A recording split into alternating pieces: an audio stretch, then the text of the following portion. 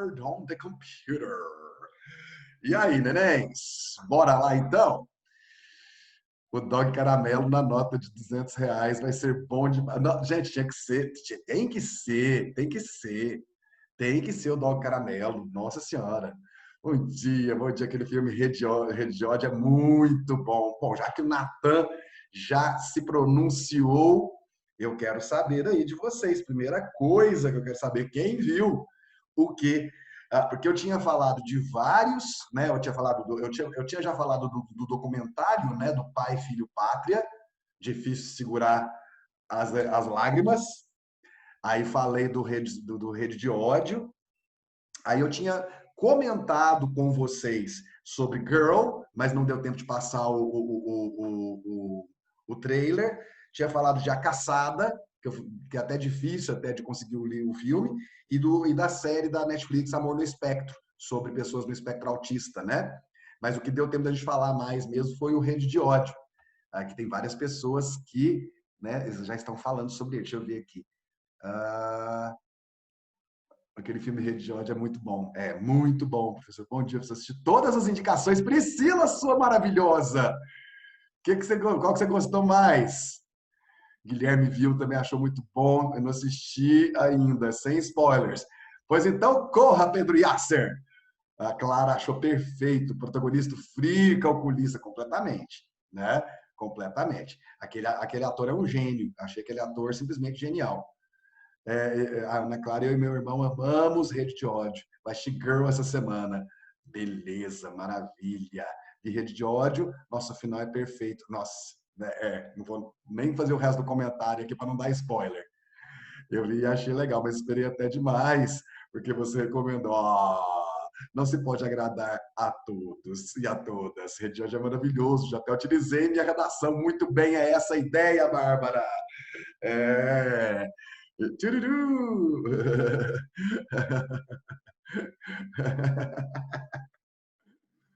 Ah, mas imagina, se todo mundo achar tudo maravilhoso, fica muito sem graça o mundo, né? Tem que ter um pouquinho de discordância. Eu vi algumas pessoas nas críticas, saudade demais de vocês, gente, demais, demais. Saudade de você aqui. Peraí, cadê o quê? Peraí, ai meu Deus, peraí, calma. Lançou agora Lovecraft Country. Tem alguma coisa a ver com o escritor, com Lovecraft, Heloise? Eu não sei disso aí, não. Acho o principal muito parecido intelectualmente com o Light Yagami. Se tivesse um Death Note, o mundo tinha acabado. Tem uma pegada mesmo, né? Na verdade, Eduardo, eu não sei se você assistiu, é um filme, né, que é considerado um dos melhores filmes da década de 2010, que é o filme Rede Social, que conta a história do Zuckerberg. Eu achei esse personagem do Rede de Ódio muito parecido no jeito de pensar e de esconder as emoções e daquela coisa toda fria do personagem do Zuckerberg no Rede Social. Comprei um livro chamado E Se Estivermos Errados, de Kurt Klosterman. Já ouviu falar? Não, Júlia, faça uma breve sinopse. Heloise, esse Lovecraft, na HBO, tem a ver com o escritor, com o H. Lovecraft, você sabe? O Eduardo. Pois é, né? Tá. Professor Rede de Ódio estaria facilmente no episódio de Black Mirror. O Fernanda, Lovecraft é terror? É isso? Deve ser, porque se for terror, você está afirmando ou você está perguntando, Fernanda? Se você estiver afirmando, então isso me ajuda a pensar que pode ser, né, baseado no É terror? Tá. O Lovecraft. Depois olha a minha mensagem no Instagram e me ajuda. Do que, gente? Tá, vou ver depois. São dos mesmos produtores do Corra? Vai. Então é do mesmo, do mesmo, do mesmo do Corra, então é do mesmo do Drama com Terror. Tá. É do mesmo do Nós, do Us, um dos filmes mais doidos que eu vi no ano passado. Filme doido. Nossa Senhora. Doido, muito bom, quer dizer. Então tá. Maravilha, queridos. Que bom. Essa turma sempre responde, né? Vocês sempre estão vendo as coisas, sempre tem coisa para comentar. Acho isso muito bom. Eu acho muito disso, certo? Ah, Então, bom, vamos falar umas coisinhas práticas aqui, meninos, para que a gente possa dar sequência. Ó, Chance, vocês sabem que vai. Deixa eu só ver se o Metralha respondeu uma coisa aqui para mim, mas ele não respondeu. Então eu vou fazer do jeito que eu estou pensando em fazer e depois, né, eu aviso para vocês se rolou ou se não rolou. Professor, me indica um livro, por favor. Você viu que saiu temporada nova de Rick and Morty? Sim, tenho que assistir. Rick and Morty é sensacional, acho genial. Me indica um livro, por favor. Nossa,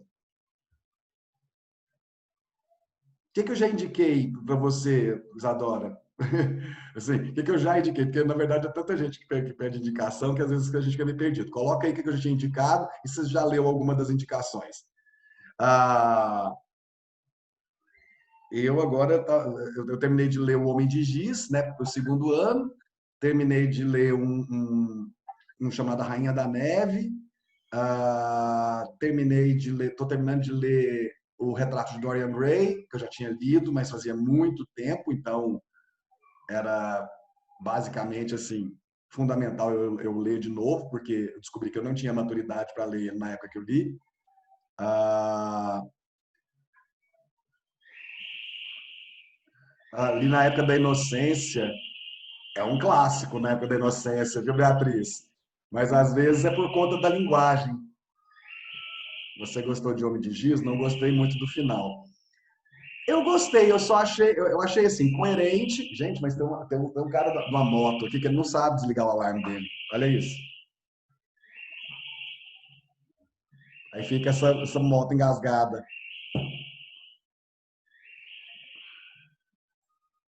Ah, peraí. Você gostou de Homem de Giz? Não gostei. Eu achei coerente, Fernanda, só que é porque a gente fica esperando uma coisa muito escabrosa, né? Porque o livro é bem, tem muito suspense, tem muita coisa. E eu achei, assim, eu achei que tem algumas coisas que não são resolvidas.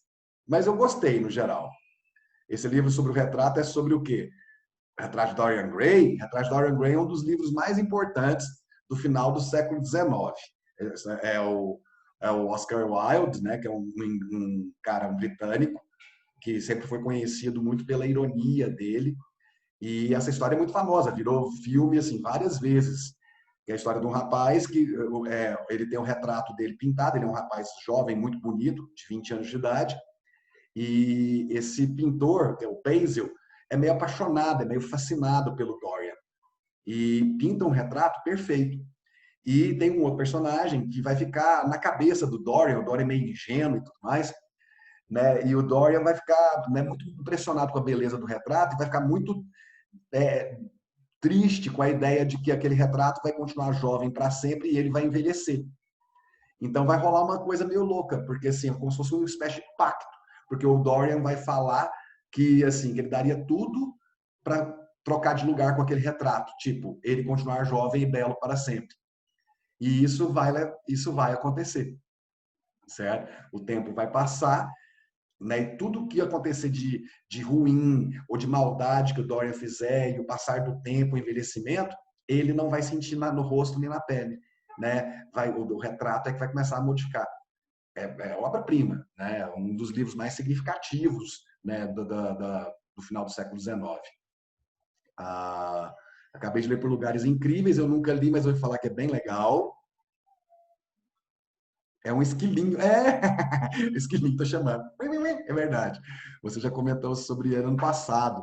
Eu comentei sobre ele ano passado quando fui falar de simbolismo, exatamente. Eu contei, acho que eu mostrei até o trailer do filme, né? E se estivermos errados? Você analisa o mundo contemporâneo como ele será.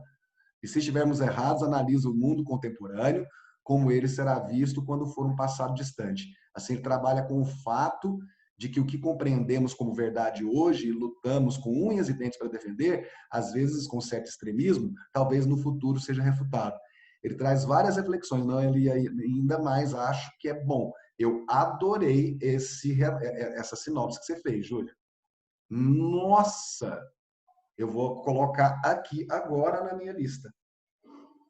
Chance. Cadê? Livros.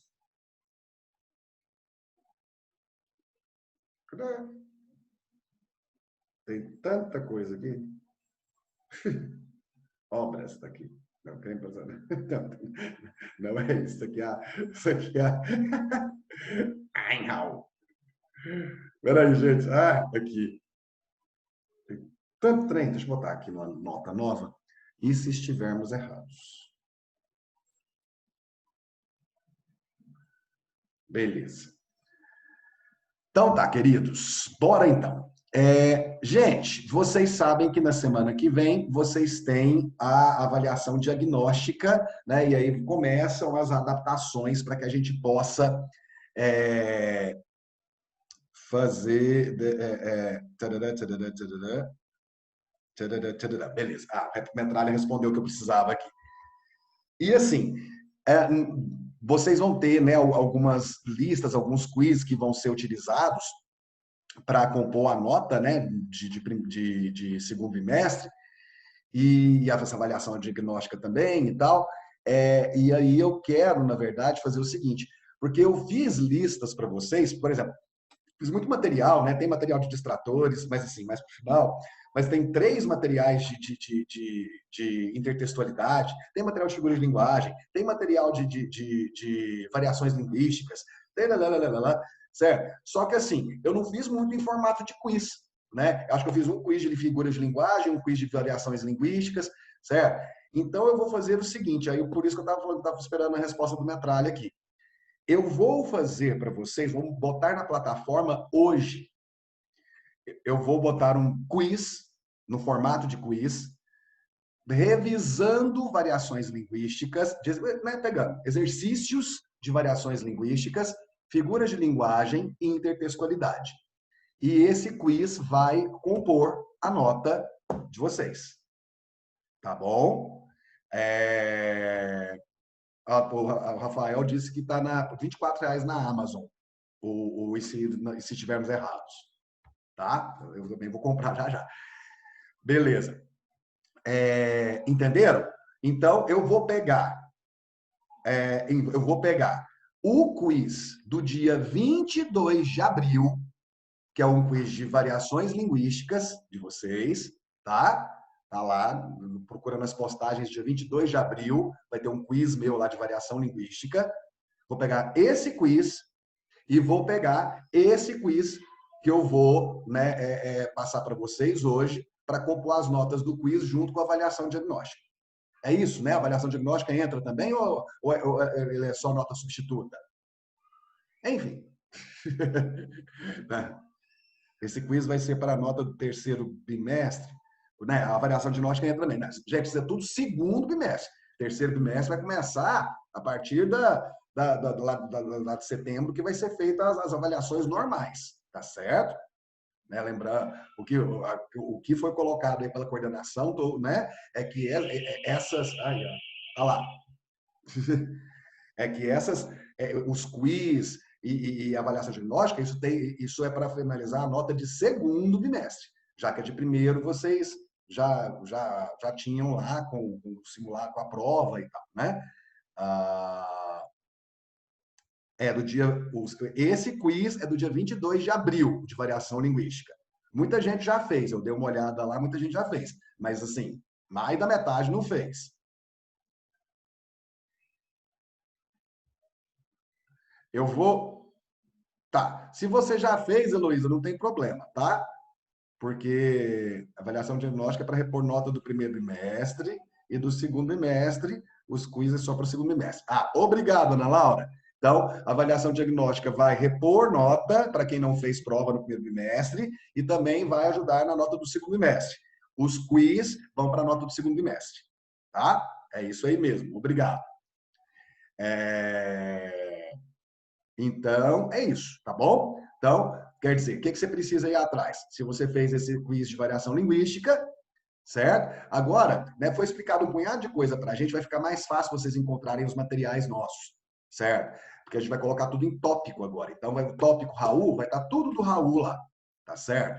A gente teve um intensivão semana passada de algumas reuniões para a gente se atualizar nos aspectos tecnológicos aí, para poder facilitar a vida de vocês e a nossa. A nossa não vai facilitar muito, não. A nossa vai ferrar tudo. Mas tudo bem. Mas pelo menos a gente sabe fazer agora. É, então, beleza? Então, esse quiz de variação linguística tá lá em 22 de abril. Tá ali, eu olhei, a aplicação é do dia 22, tá, gente? Você vai procurar lá em atividades, certo? E aí vai ter lá quiz, variação linguística, 22 de abril.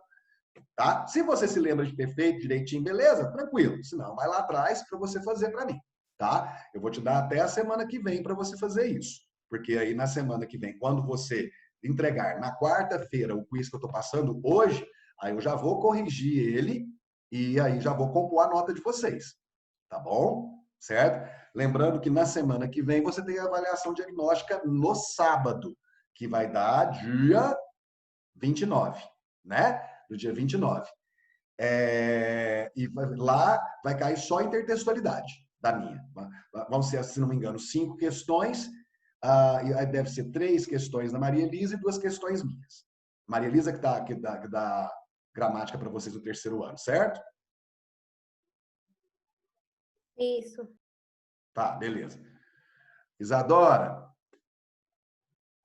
Pois é, isso aconteceu com algumas pessoas. Bom, faz o seguinte, procura o Cebolinha ou o Metralha, Isadora, porque, assim, tem acontecido de vez em quando de você faz o quiz e aí não consta a resposta, porque às vezes eu não consigo, porque às vezes eu coloquei a postagem junto com a aula ou coisa parecida, mas nesse caso eu coloquei separado, certo? Então eu não tenho ideia do porquê que está em branco. Professor, se eu errar 2 questões, vai me prejudicar no quiz? Uai, gente, é igual, é nota normal, né? Você vai tirar a nota que você tirar no quiz. Entendeu?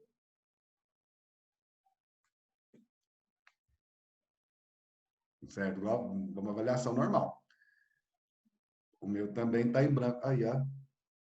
Vai ser só esse quiz para sua nota. Gente, repetindo! Repetindo, minha nota do segundo trimestre será o quiz de variação linguística do dia 22 de abril. O quiz que eu vou passar hoje de revisão de variação linguística, figuras de linguagem e intertextualidade e a avaliação diagnóstica. Alguma dúvida? Raul, é aquela de 2 perguntas? Aqueles o quê? É porque tem só 2 perguntas, né, daquela da variação linguística. Aí vai valer quanto, mais ou menos? Tem só 2 perguntas. Né? Ele vai compor nota, porque eu vou passar um para vocês, esse de hoje vai ter 8 perguntas, certo? Então, vai ser 2 perguntas daquele, mais 8 perguntas, somando 10 perguntas, como se fosse um quiz geral. Aí eu vou somar isso com a avaliação diagnóstica e dividir por 2 para a nota de vocês do segundo bimestre. Beleza, obrigado. Entendeu? Você vai postar ele de novo? Tá, eu vou ver se eu consigo postar ele de novo para vocês, tá bom? Acho que dá para postar de novo. Às vezes é até melhor, né, gente? Que aí eu coloco. Tá. Mais alguma dúvida, gente? Entenderam o que vai ser? Entenderam como é que vai ser a minha parte, então? Certo? Lembrando que eu divido a nota com a Maria Elisa, tá certo? Então, no final das contas, vai ficar aquele esquema ali, né? Se não me engano, 3 ou 4 pontos, a minha média, né? 3, né? E aí a Maria Elisa vale 60 ou 70.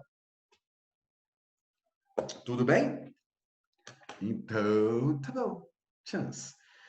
Então, isso eu já falei, já expliquei. Vou repostar o quiz. Vou colocar aqui, repostar o quiz. Postar o quiz de hoje para a semana que vem. Certo? E é isso. Deixa eu ver. Chance.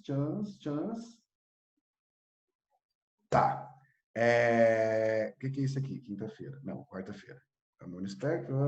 Então, bora trabalhar, gente. O meu também está em branco, mas eu conversei com o Metralha, ele disse que é porque às vezes o senhor ativou a opção o quiz ser feito mais de uma vez. Então, não quer dizer que a resposta não foi enviada para o senhor se estiver em branco. Ah, entendi. Então, é por causa disso aí, ó. Ah, tanto que agora eles explicaram para a gente que quando, né, a gente terminar de fazer o quiz, para colocar, tipo, não responder mais de uma vez, certo? Porque aí tipo assim, porque aí você não fica fazendo, não dá isso aí que deu. Mas não, isso não quer dizer que o que eu recebi de vocês esteja em branco, tá bom? Beleza? Então, beleza, massa. Essas primeiras semanas, gente, vai ser aprendizado parte 2, né? Tamo aí correndo. Vai dar certo. Ai, ai. Então tá. Bom, meus queridos, você tem lá da sua do primeiro semestre o último material que eu passei para vocês. Tem mais? Bom, gente, então quem tiver mais alguma dúvida vai perguntar agora, porque eu preciso dar aula. Agora deu ruim porque eu não lembro se fiz ou não. Se você não lembra, Lucas, faça novamente. E eu vou repostá-lo hoje. Tá bom?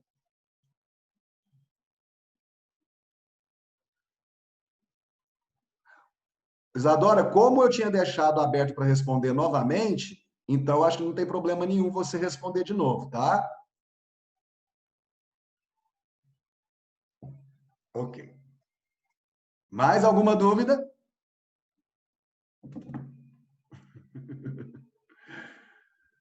Se tiver mais dúvida, depois vocês me procuram. Procura o Bertrand, procura todo mundo, procura o Ítalo, procura o Periquito.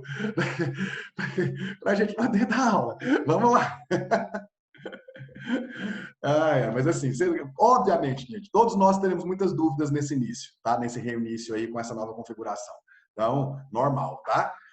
Então tá. Queridos, vamos lá.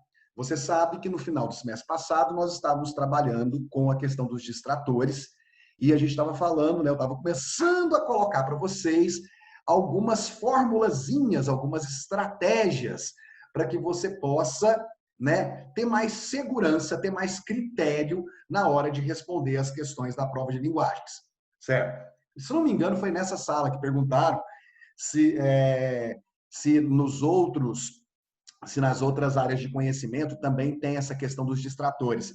E até tem, só que, obviamente, cada um de uma forma diferente, porque o distrator está muito ligado, gente, à capacidade de leitura. Então, as áreas de conhecimento que envolvem muita interpretação, muita capacidade de leitura, apreensão do sentido, vão, né, muitas vezes utilizar os distratores dentro dessa perspectiva que a gente começou a trabalhar. Outras vão trabalhar muito mais a questão de conhecimento, de aplicação de fórmula e tudo mais, e aí talvez não entre os distratores como nós conhecemos. Agora, eu disse para vocês o seguinte, quando é que você vai saber se uma questão de linguagens vai ser elaborada utilizando distratores ou não? Certo? Você vai perceber isso pelo enunciado. O que o enunciado está pedindo? O enunciado está pedindo um conceito técnico, a averiguação se você, como estudante, consegue entender que aquela característica que foi colocada no enunciado pertence a um determinado conteúdo. Porque essas são os itens, esses são os itens, né, como é chamada a questão do Enem, esses são os itens que estão fazendo cobrança de conteúdo diretamente. Nesse caso especificamente, os distratores eles vão ficar meio que perdidos, porque às vezes você vai ter tipo assim, né, para identificar uma figura, uma função da linguagem, e aí o enunciado vai falar sobre os chamamentos ao interlocutor feitos ao longo, né, do texto acima, promovem a predominância da função. Aí vão colocar várias funções lá e aí vai ser você identificar o quê? Identificar a função de linguagem que apresenta essa característica que está lá no enunciado. Nesse caso, não tem o distrator nesse sentido interpretativo. Você vai ter o distrator nesse sentido interpretativo quando você precisar voltar ao texto, quando você precisar ler o texto com atenção, com concentração, para perceber quais as intenções do texto, quais as ideias principais. Porque depois que você fizer isso, você vai conseguir identificar o que está tentando te enganar dentre as alternativas, né? E como que está tentando te enganar? Está pegando uma ideia principal e desviando ela? Está pegando uma coisa que o texto diz e se apropriando do discurso para distorcer aquela ideia? Está generalizando uma ideia que estava no texto? Está restringindo uma ideia? Aí sim você tem os distratores como nós conhecemos. Tá certo? Então, identificar isso te ajuda exatamente nesse nicho específico que é tão importante, que é o da interpretação. E que pode ser utilizada, óbvio, nas outras áreas de conhecimento também. Certo? Beleza? Então, meninos, vamos só lembrar rapidamente, esse material já está com você, foi um material que eu passei em maio ou junho, né? Tem até mais de uma parte, se não me engano. Não, acho que tem só uma parte, por enquanto, porque eu não passei os exercícios. Certo? Mas só para lembrar aqui, ó, vamos lá. Distratores. Ah lá, né? Aí eu falei para vocês, a elaboração de item no Enem, né? A elaboração de item, ela se dá a partir do quê? Do texto base, do enunciado e das alternativas de resposta. Falei para você o que você tem que fazer. Você vai pegar, né? Primeira coisa que você vai fazer, você vai ler o enunciado. Por que é a primeira coisa que você vai fazer? Porque o enunciado vai te orientar sobre a necessidade ou não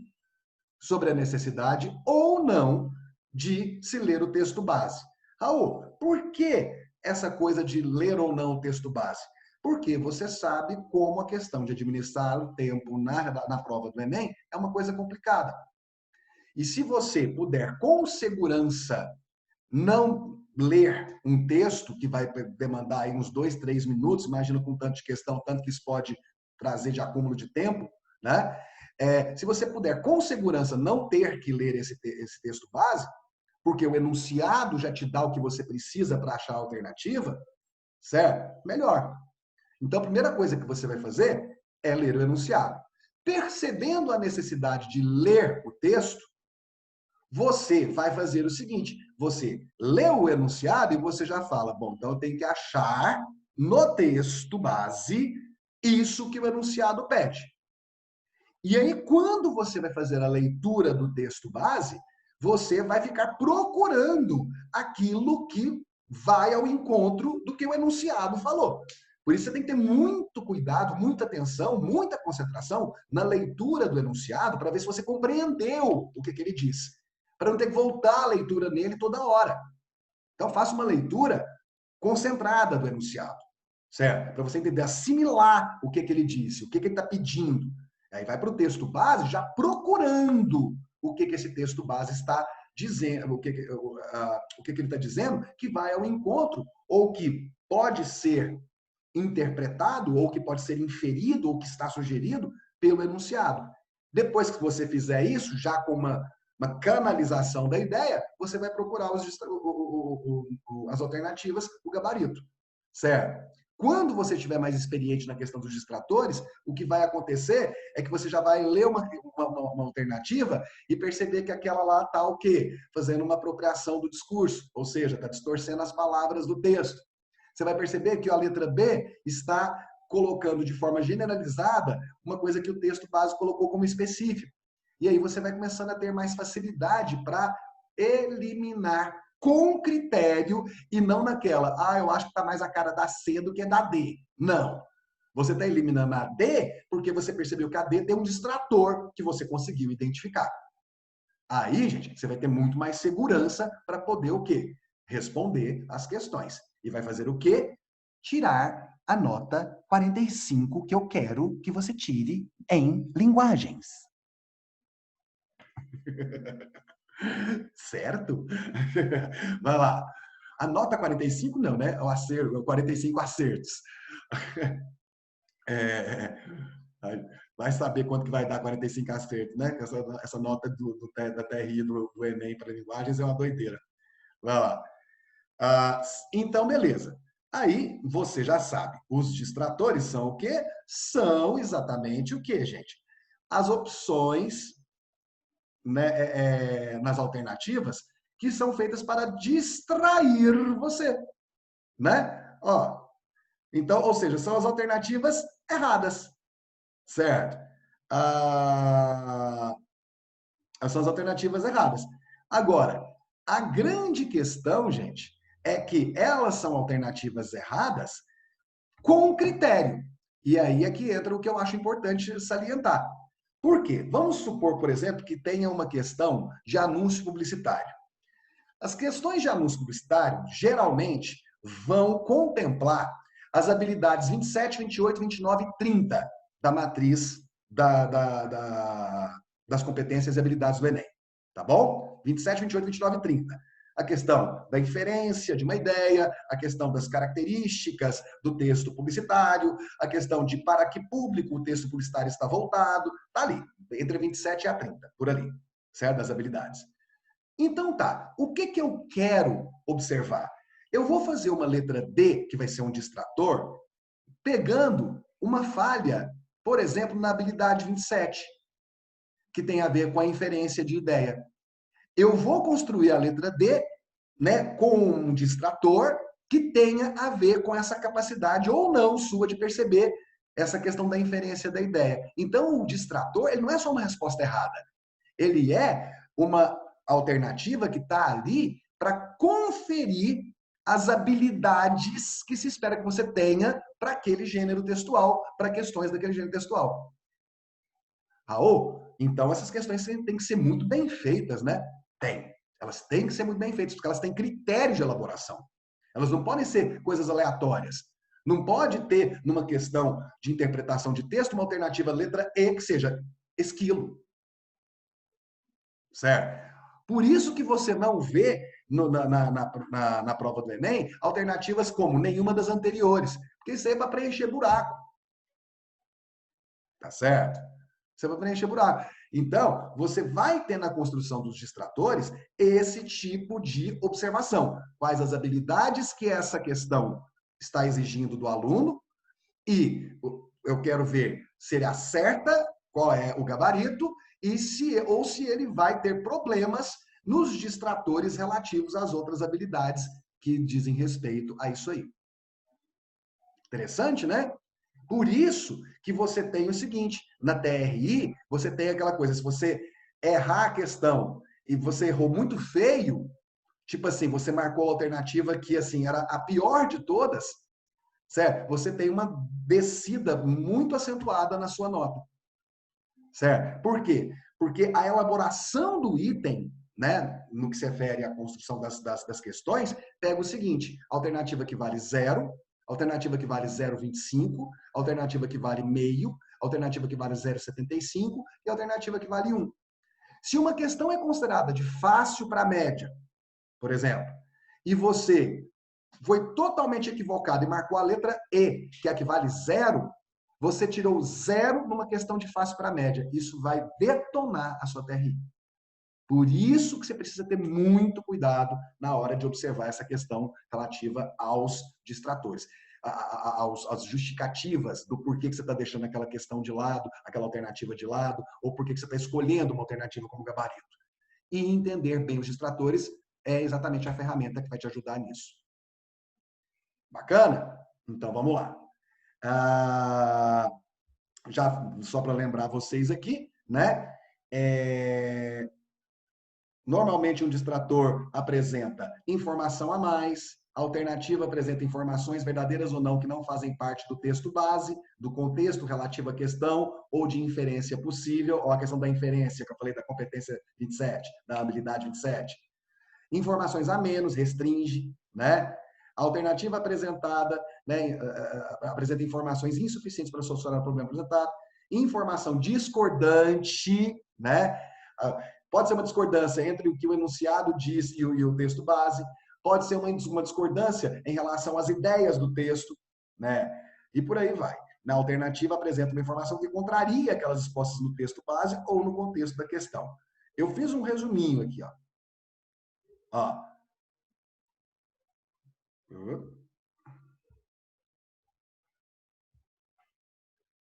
O que geralmente acontece nos distratores? Isso aqui, ó.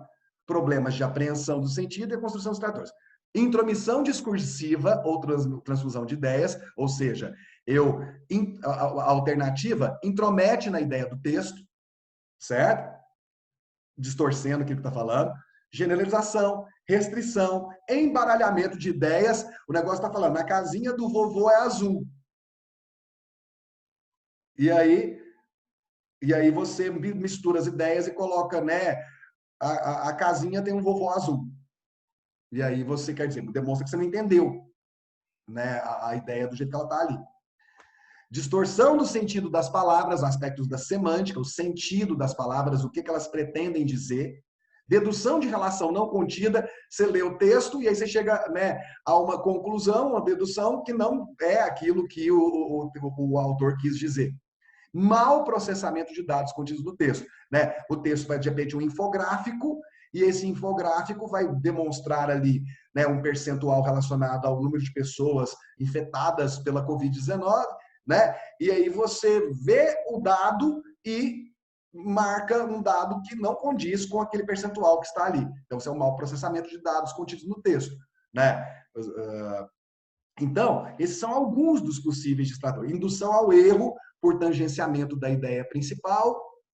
Você sabe que por que a TR da prova de linguagens é tão sem sentido?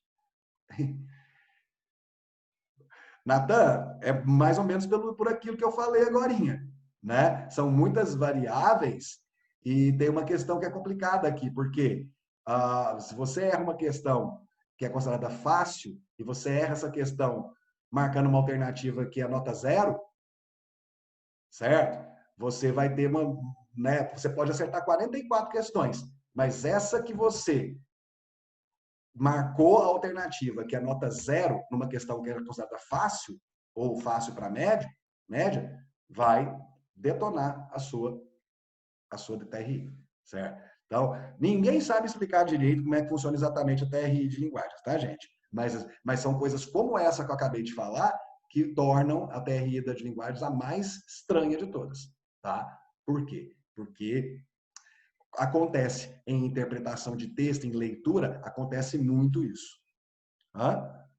Então, se eu tiver com dúvida entre duas e eu sei que elas são a 1,70, eu não preciso me preocupar tanto assim. Claro que você precisa preocupar em acertar a questão, mas é menos complicado do que você marcar a que vale 0, né? Com certeza. Tá bom? Então, o que mais que tem aqui, gente? Indução ao erro por tangenciamento da ideia principal, ou seja, a alternativa até fala uma coisa que tem no texto, mas o que está colocado lá no enunciado é para buscar a ideia principal, e essa alternativa não mostra a ideia principal. E aí você vai e marca ela pegando uma ideia que tangenciava. Essa alternativa fez o quê? Te induziu ao erro, ao tangenciar a ideia principal. Afirmação correta, mas que não corresponde ao enunciado. Essa afirmação está certa, mas não foi isso que perguntou? Tá? 11h40, viu? Acabou. Eita, acabou. Entenderam, meninos? Certo? Como que a coisa é um processo, uma teia de elaborações que são, né, que utiliza esses critérios para confeccionar os itens. Por isso que você precisa ver isso pelo lado de dentro, né? Porque eu vou te ajudar a desvendar esses mistérios. Agora que nós já fizemos uma revisãozinha, agora que você já está mais com a mente fresca, na semana que vem a gente já começa com os exercícios. Aí nós vamos ver como é que isso funciona na prática. Tá bom? Beleza, meus amores? Então, abre o microfone para dar tchau para mim. Tchau, Raul! Até semana que vem, seus neném. Tchau, obrigado. Tchau, tchau. Tchau.